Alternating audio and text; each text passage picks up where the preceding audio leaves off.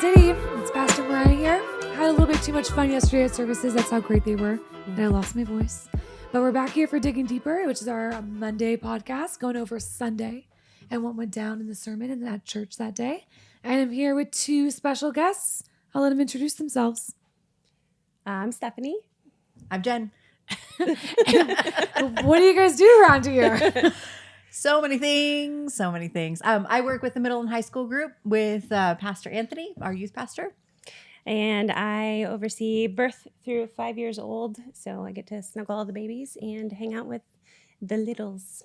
I was thinking that since yesterday was Mother's Day, that we could do an all moms podcast. What do you think? Love Represent. it. Represent. That's right. How'd your Mother's Days go? It was great. Did your kids bring you breakfast in bed? You don't really get breakfast in bed when you work on Sunday mornings.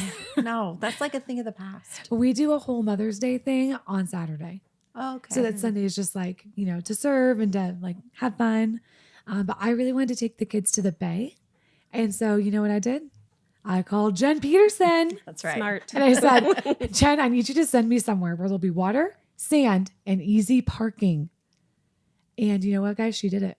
But Yeah, I'm I not got going you to tell on you that. where it was That does not because surprise I me. don't want you to go because I want my Secret parking spot. will remain nameless. I'm surprised you didn't say bathroom access. DM me for details. You know what? They got the whole ocean for They that. do. They do have bathroom there too. It's just down the ways a little bit. Oh, I just am like, I girls, didn't right? tell you where it was. All the whales go over there. So just make it work. Make it work. How has Mother's Day changed for you guys over the years? Because for me, I have little kids. So I have a 2-year-old and a 7-year-old. So all I really wanted for Mother's Day was let's go have a little family fun. And then no one talked to me for the rest of the day. But is it changed when you don't have kids crawling in your bed all night, having no sleep, all those parts of motherhood? Because you guys have older kids. I mean, for me, it took a long time for me not to have kids waking up in the middle of the night, even though they are Same. older. Yeah. So, no, I still think that there is a bit of me that wants some peace on Mother's Day. And that might look different. Over the weekend, we did a whole pool day with some of my favorite people and just hung out. But then I definitely took a nap on Sunday and told the kids they were responsible for their own laundry to get everything ready for school and just wanted to be left alone for a few hours. So kind of a mix. I love that laundry reassignment. Absolutely. Excellent. Which they do on occasion, do their own laundry. I know I'm still doing it. Julia's a senior, but on occasion they do. But they did it all. So it's great. Yes. Send them Great over to my Mother's house. Day. Actually, I do bring her kids to my house sometimes Yes. to babysit and help me with my life. Yes. Thanks for the training. I know, right? I kind of split it between 2 days. So working on Sundays, it just looks different. So Saturday morning, I got my pedicure. I had my chill alone time. And then Saturday, we went to dinner because we're not trying to do that on actual Mother's Day and fight all the crowds. So dinner Saturday night. The rest of the day was kind of normal. And then yesterday, I forced my children to play board games with me. Excellent. Wow. After all the fighting and, how hard it was to get it going, it was actually really fun. This is one of the first Great. Mother's Days for me in a long time that my mother went on a cruise. So she's retired now, and I think all she does is plan her next cruise. Yeah. So they're always going somewhere. It was the first year that there wasn't the Mother's Day shuffle, I call it, where it's yours, then you go to there, then you go to there, then you go to there. So it was nice to have it kind of quiet, but it was also a little sad. It was a different kind of Mother's Day For sure. for me. Yeah. And I know I've had, my Mother's Days have been all over the place. And that's what's so interesting about a Sunday morning holiday. So Mother's Day is always on a Sunday. So you're always coming to church. But when Megan and I did announcements on Sunday, and when you look out into the audience, everybody is in a different place on Mother's Day. True. I think by and large, everyone's looking at the women in their life that have been so influential, that have really loved and shaped them. But then, I have a friend this year who lost her daughter just a month ago. Yeah. And I'm thinking, how hard must that Mother's Day be for them this year? So I'm always conscientious of that we've all had different Mother's Day experiences. Yeah. For us in our house, I know that it doesn't come without a cost for Todd to honor me because we lost his mom a number of years ago. And so he does a really good job of taking some time to honor her, but he definitely focuses on me. But I understand that it comes with sadness for him as well. That's hard. Mm-hmm. And there's definitely been different seasons. Like I've had miscarriages and watching, when I was young and watching all my friends be pregnant, and like Mother's Day was painful. It wasn't joyful. So yeah, it's hard to, be in that season and come to church on that morning when I can't imagine like now still like having people walk in and just like, well, actually I can't imagine. It's hard. Right. Yeah, I know. There's definitely just reaching out in the morning and remembering the moms. We all have different moms and different seasons in their lives that we're thinking about. Like, hey, I know that recently you've gone through this or XYZ, or maybe you've had a new baby or you've lost one or you've been in those seasons. Just like, I remember you, I remember that. Like, let's do what we can in this moment to just share a little bit of that love. Even if we didn't live those experiences, we didn't get to even be there for some of those experiences, we can, just trying to show, so sorry, like there's a remembering of it. And for me, like I lost my mom in 2007 and it was right before Mother's Day. She passed on, what was a month, a little bit before, but March 10th, 2007. So it's been many, many, many years. I can't believe it's almost going to be 20.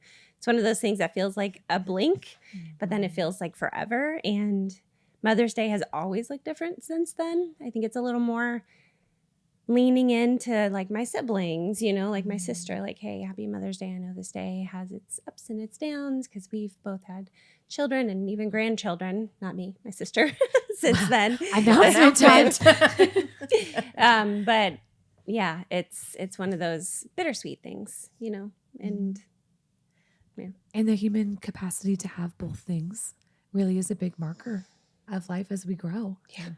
Because when we were younger and Mother's Day meant one thing, but as we continue to grow, both like in timeline and in the Lord, it means more and more each year. So, and I think as you grow in your relationship with Christ, you are able to hold those things. I know our sermon topic was all about like the difference between bitterness and joy. And, in Naomi's name, when she changed her name, but like going through tough stuff, like you really can get stuck in the bitterness, but it's really a conscious choice to be able to let go and submit and allow God to change that bitterness and even through the hard things. And to hold both at the same time. Really hard and really beautiful when we can start to grasp it.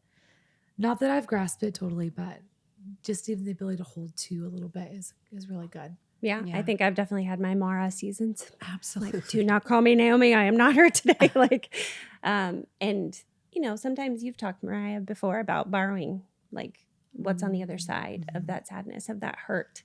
Like, let's lean into people we know, we love, or trust, primarily Jesus, of course, but just having people around us, like the sermon talked about, having people we're kind of yoked to that push us in that direction towards what is God going to do through this? How is God going to see you through this? Either pushing or pulling. How is he going to see you through those situations or those seasons where you do feel like more of a Mara and less of a Naomi? Well, you two are the easiest podcast guests I could ever imagine. They just waltzed right into the whole topic for the morning, which was Bobby's new sermon series that he opened on the book of Ruth, which he was talking about comes right after Judges during a time in Israel's history, which would be thousands of years ago now for us as readers, living in a time where there was no king, because the hope was that Jesus would be the king, like God would be the king for in each of their hearts. But instead it says that each did what was right in their own eyes, which is just a statement for all of time, guys. It really is. For all of time. And in here you have the story of Ruth just dropped in the middle. Naomi, who was her mother-in-law. So at one point, Naomi, who's Hebrew Jewish, her husband made the decision to move them out of the land God called them to and into a non-Jewish or a pagan area. And not only that, he moved them into a pagan area and then allowed his sons to intermarry and to really become part of this pagan culture. So it's one thing biblically to move somewhere, but still be the people God's called you to be. And here you see that this husband has allowed his family to totally intermix with this new culture. But through that, even through that, which was not God's plan for him to do that, God makes something beautiful beautiful out of it in the story of Ruth and who's later becomes, the great-great-grandma or the great-grandma of King David. So that's pretty awesome. But before we dive all the way in, Bobby opened with a story, or is a little bit in about running out of gas. We'll jump back to that, but he asked the question to the audience: have you ever made a dumb decision that you just stuck with because you didn't want to admit you were wrong? Should I ask your husbands or what? Get them on the phone. I'm sure they have plenty. If you ask the spouses. Yeah. I mean, I feel like when I first became a Christian, I was dating this guy that I thought was what I was supposed to do. I didn't know any better. He was a pastor. I thought he was fantastic. And he's a great dude if you're watching. He's a great dude. Not for Jen. But it took me a very long time to admit that the relationship wasn't healthy and that it wasn't what I was like, to let it go. It took me a long time to let it go. And I think it was just because I was like forcing something to be good that wasn't good. And so, yeah, I think I've definitely done that in my life. I'm kind of famous for that. Yeah. And usually it's like a system I'll put in place to like do something really well. And then when I realize like this isn't working and it would just be easier if I just gave my kids Uncrustable PB&Js, that would be a lot better for everybody instead of making them a 4-course, perfectly proportioned protein meal for lunch. And I've been lucky enough to have, like, I think it was you, Steph, one time. I was just dead set that my kids need to have a good breakfast before they went like off to school. Like they need to have eggs and like good stuff. Like a hot breakfast. Yes. And Stephanie, it's the most important meal of the day, right? Apparently. So they say. I was lamenting about it to Stephanie and I was like, all Kennedy wants to do is eat a perfect bar in applesauce for breakfast every day. And Stephanie goes, is that a problem? Yeah. It's literally in the name. Perfect. She's like, that's a super healthy breakfast. And I'm like, it is. What am I doing? Okay. I love that you shared about perfect bars and breakfast, and Bobby shares about gas, and I share about a deep-seated. I know. I know. And all I can think is like, okay, I definitely am a piler. And I can be a little surface messy. Surface messy. Same girl. But if you look in my cabinets, if you look in the drawers, like I love when everything's organized inside those cabinets and drawers.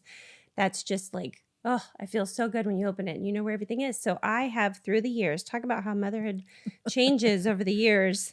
I'm like, they've worn me down. But it's, I like when there is, this is where the lids go. This is where the containers are, so that we know where everything is in the cabinets. We know where everything goes.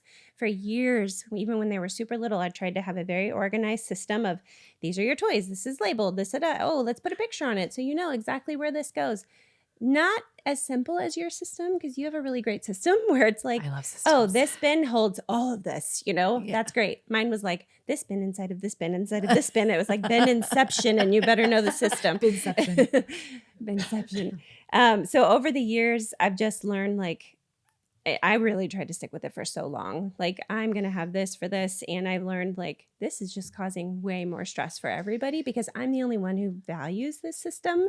And if I'm the only one who values it and it's really not standing on much, like, let's go ahead and let it go. We can all spend a couple seconds digging for a lid if we need to.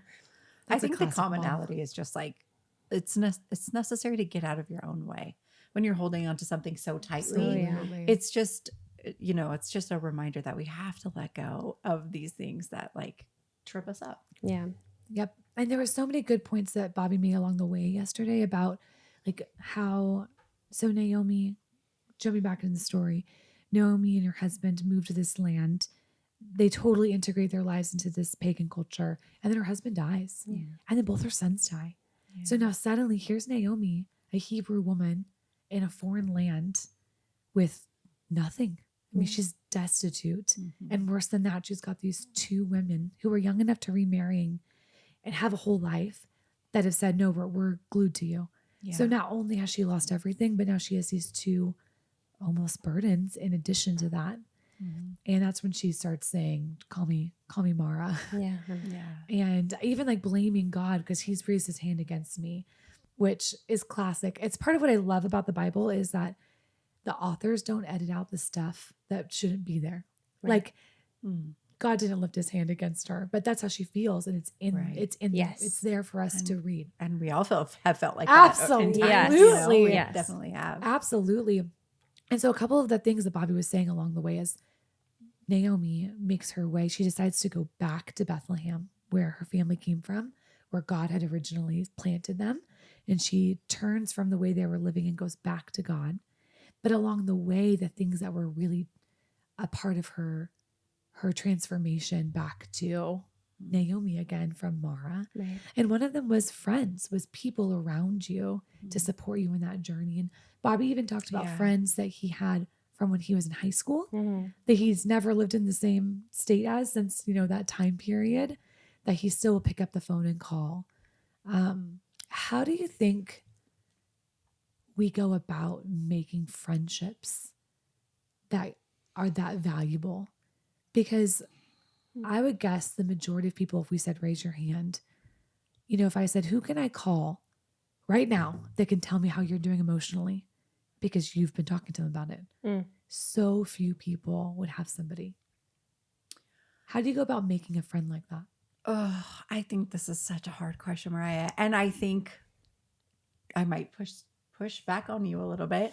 Excellent. Because I think like that is such a need for women. And I feel like we sometimes as women, we hold that on a pedestal that we have to have that one friend that is like our soul sister that we know so well, that they know so well. They know exactly what's going on with us. But I'm not sure that's always necessary because it doesn't always happen. But I think that you do need friends in your life that you can call, that when you are feeling like Mara, they will point you to Jesus. But I don't know that like you don't know all the ins and outs of my life, but I know 100% if I picked up the phone and I called you, I would come hug you. yeah, well, 100%.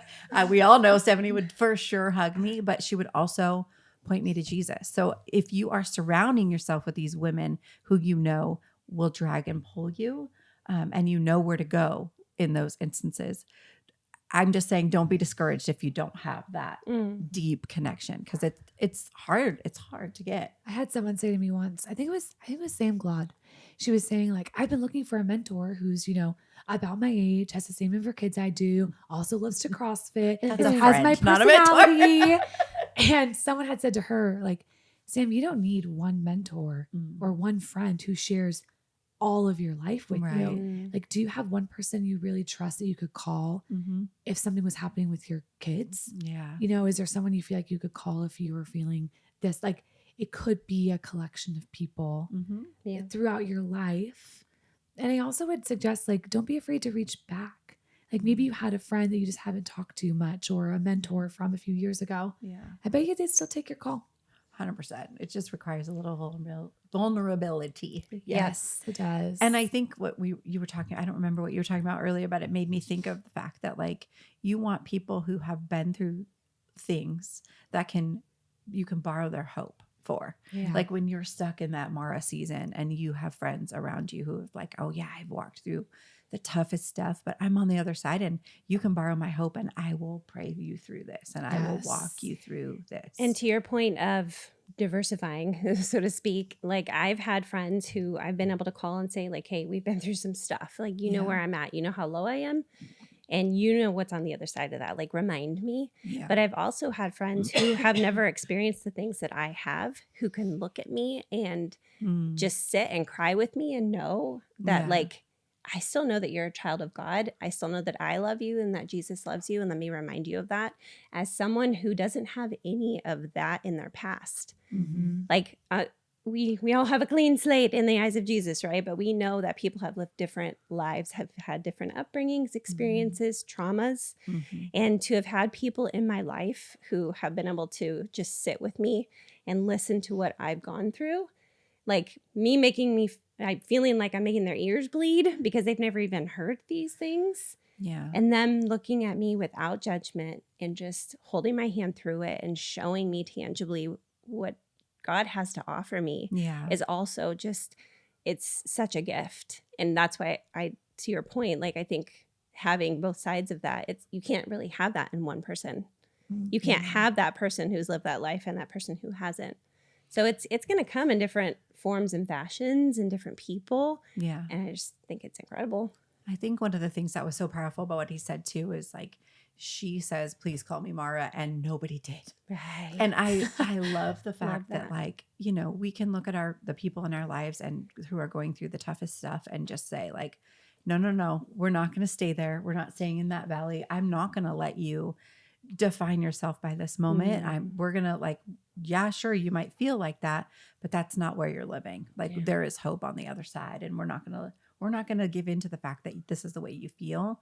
We're just going to ignore what you said, not ignore it, but like, we're not calling you that. You're That's not going to who feed you it, are. because what you We're gonna feed tell grows. you the truth. Yeah. Right. You can acknowledge and allow somebody like a moment to sit and cry with them Right. Yeah. without that becoming the entirety of who you are Yeah. as a person. Like, I know that's how you feel, but that's not who you are. Yeah. And that's not what God is doing. And that, I think, is like the beauty of having, even if it's not one friend, people who know you, who can remind you of that. Like, this is a season, this is a moment even, or this is something really terrible and hard, but you're going to make it through this. That's another thing that he Absolutely. really focused on is, and was so like, I feel like I just put it in my back pocket that Naomi, like, she started a journey like to go back home and back to the Lord. And even though she was feeling so despondent and so upset and so bitter about everything that had happened, she didn't sit in the valley. She made steps. And, you know, he was talking about the blame game, and like, really, all of us have had hard things happen in our life, or we have people in our lives who really hard things have happened to them.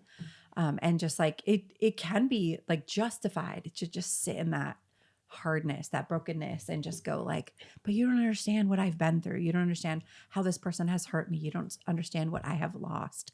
But Naomi didn't do that, even though she could have. And she felt like that. She walked through the valley back to Bethlehem. And like, you know, you have to take the steps, even though, you know, God is doing the healing, you have to take the steps out of the valley, you know? Right. Yeah. That's something that really stood out to me. Yeah, There's a lot of people she could have blamed.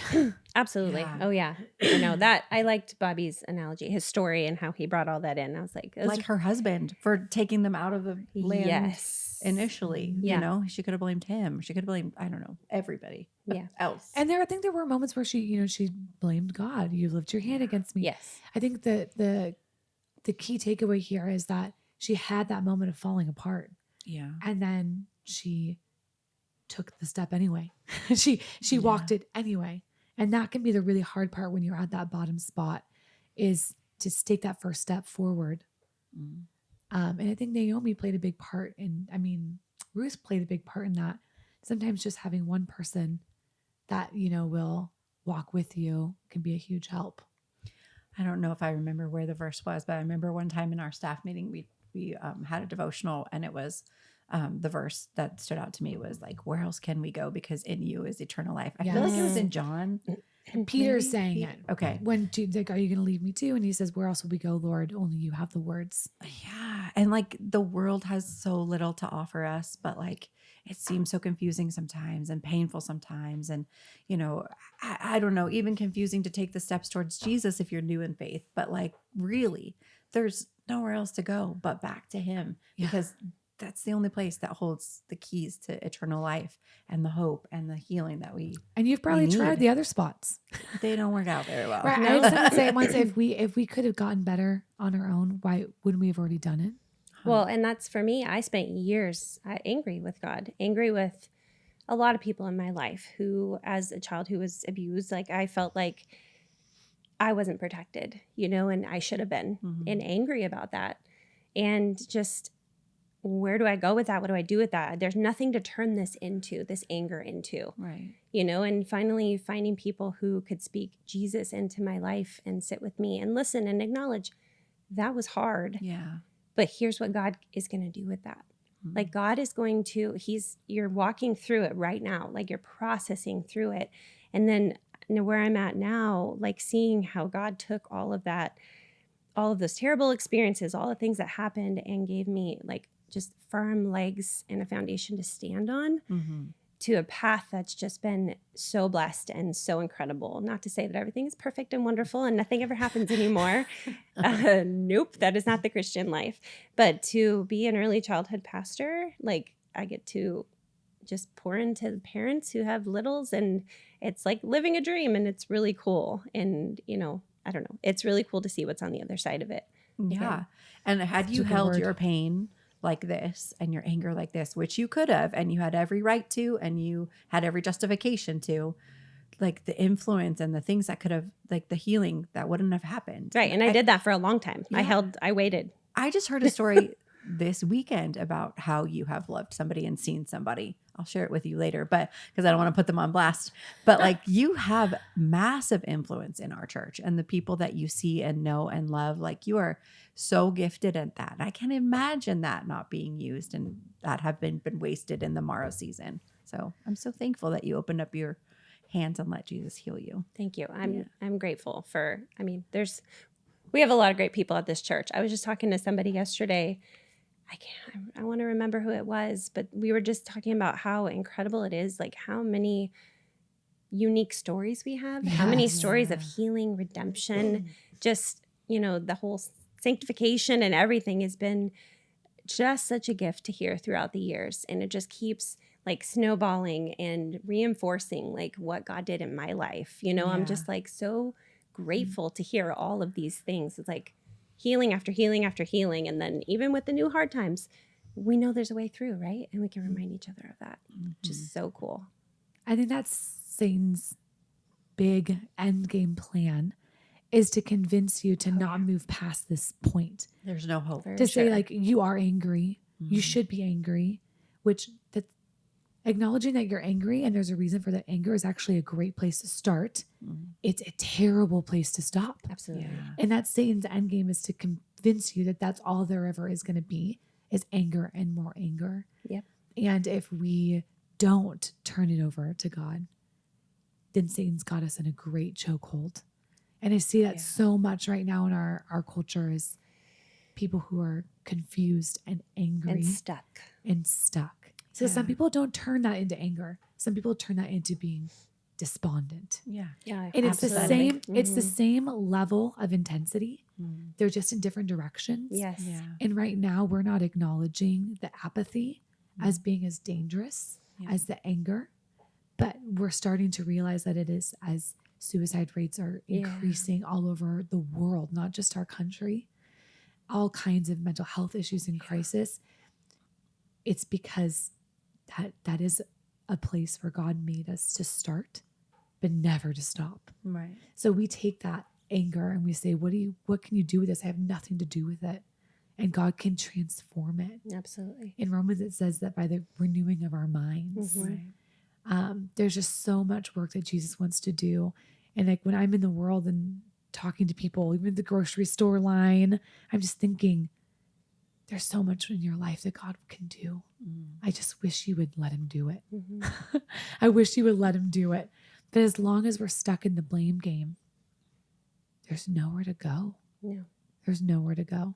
Yeah, one of the first things I was told when I was becoming a Christian and talking about giving my life to Christ was, I'm just, you know, I would talk on and on about, I'm just so broken, I'm so angry, I'm so this. And I don't remember who told me, or if it was just a motto of when we started, but it was, it's okay to be broken. It's just not okay to stay there. Yeah. And that's so contrary to what culture and the world says, because the world will say, well, you know, that's okay. Like, yes, you're justified in your anger, like you said, but the whole idea of iron sharpens iron, it's let's move through this. Yeah. Like you said, like it's through. It's It's not through. over, under. You don't dig a hole underneath. You Yep. have to go through it. Well, and that requires something of us. Absolutely. It really does. The requires cost and a- the sacrifice. Actually requires a lot of us. Yeah. Because I think to move from that place of being stuck with anger or apathy, Mm.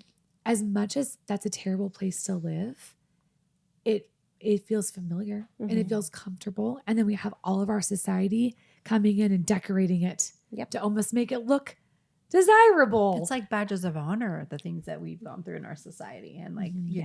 know, the bigger victim you are, the better. But Right. what if like, you know, the things that have happened to us that are like not to be brushed away, but become badges of honor of what Jesus could do. Yes, they absolutely. become badges of what, like, how good our God is, that even these terrible things that happen that should never have happened to you, Yeah. that God has brought something good out of even that terrible thing. Something that Satan thought he was going to get a win for. Yeah. Now God has quadrupled it into a harvest of love for all kinds of people and healing. Yeah. So good. You know, so that's the story we're going to unpack Right. as we continue to walk through the book of Ruth, Right. which Yeah. will be great. It's exciting. Yep. I don't I think know. she would have ever imagined the things that would come from her story and her lineage when she was sitting in that valley. Like, and we don't know the redemption that comes on the other side Absolutely. is so amazing and unexpected, and we could have never dreamed it. Nope. And this is just the story of Naomi for week 1. We haven't even talked about Ruth. Yeah. Ruth, this girl from a pagan world who apparently had no family to go back to anyway. God plucks And a her really out. nice mother-in-law. I know. Mongols. Plucks her out Yeah. and puts her into the lineage of the Messiah Yeah. because he saw her and he went after her. He used a broken, messed up situation to redeem this girl. And that's all week 2, folks. Yes. So thanks for joining us today on Digging Deeper. We hope you'll all be back on Sunday as we'll dig more into the book of Ruth. And I think we'll have to have our special guest back. It was so great having you, Maybe so. ladies. See you later, guys, City.